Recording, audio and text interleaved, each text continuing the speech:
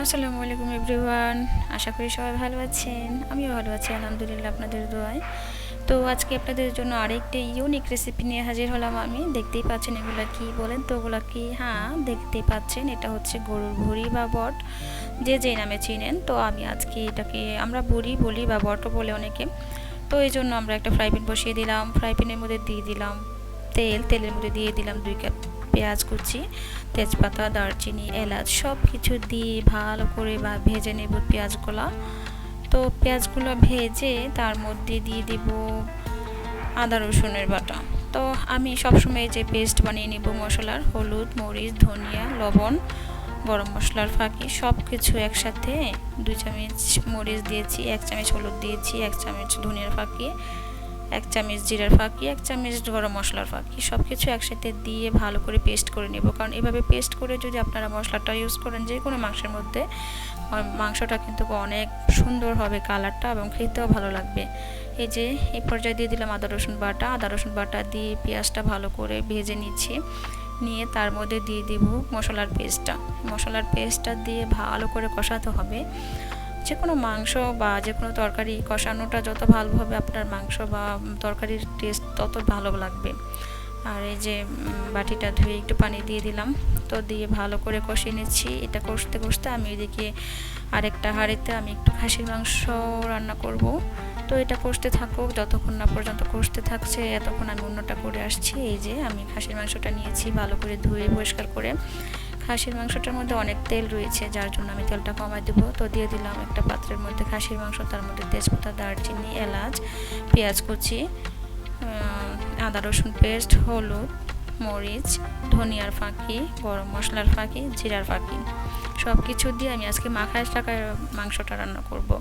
তো অনেকে কিন্তু দুইটা জিনিসই কিন্তু গন্ধর জন্য খেতে পারেন না। খাসির মাংস প্লাস গরুর ভুঁড়ি দুইটাই কিন্তু গন্ধ হয়। তো এই গন্ধের জন্য আপনারা অবশ্যই এটার সাথে একটা সিক্রেট ইনগ্রেডিয়েন্ট অ্যাড করতে পারেন, সেটা হচ্ছে ভিনেগার। আমি এটা অ্যাড করেছিলাম বাট ভিডিওতে দেখা যায়নি। তো ভিনেগারটা ইউজ করলে কি হয়, যে কোনো যেমন খাসির মাংসের গন্ধটাও থাকবে না, বা গরুর ভুঁড়িতে যে একটা বাজে গন্ধের জন্য অনেকে খেতে চান না সেটাও থাকবে না।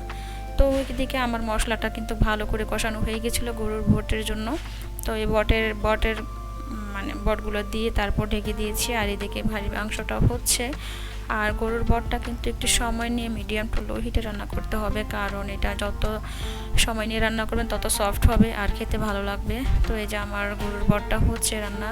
এই পর্যায়ে দিয়ে দিলাম আমি 1 চামচ লবণ স্বাদ মতো, আর একটু চিনি দিয়ে দিয়েছিলাম, 1 চামচ চিনি দিয়েছিলাম। আর এদিকে আমার খাসির মাংসটা প্রায় হয়ে আসছে দুইটাই।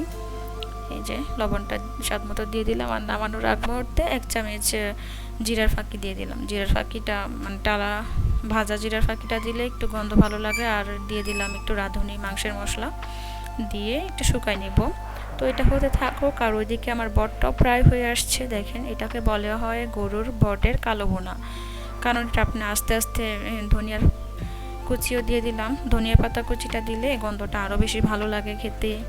তো ভালো করে লাল লাল করে ভেজে নিয়ে নিলাম, শুকায় নিলাম পানিটা। দেখতেই পাচ্ছেন মাশাল্লাহ দেখতে কতটা সুন্দর হয়েছে, লোভনীয় হয়েছে। এটা চাইলে আপনারা কয়েকবার জাল করলে আরও বেশি সফট হবে, কারণ যত জাল করবেন এটার স্বাদ ততই বাড়বে। তো গরম ভাতের সাথে এইভাবে শীতের মধ্যে যদি আপনারা এই রেসিপিটা ফলো করে রান্না করে খান, আশা করি ভালো লাগবে। আর হ্যাঁ, যেটা বলেছিলাম যে আপনারা যারা গন্ধের জন্য মানে খাসির মাংস বা গরুর বট খেতে পারে না, তারা অবশ্যই কিন্তু মানে মাংসটা কষানোর পরেই 1 চামচ করে ভিনেগার ইউজ করবেন। ভিনেগার দিলে যে কোনো মাংসের বাজে গন্ধ দূর চলে যায়। আর এই যে আমার রেসিপিটা এতক্ষণ ধৈর্য যারা যারা দেখেছেন তাদেরকে অসংখ্য ধন্যবাদ। আসসালামু আলাইকুম, টাটা।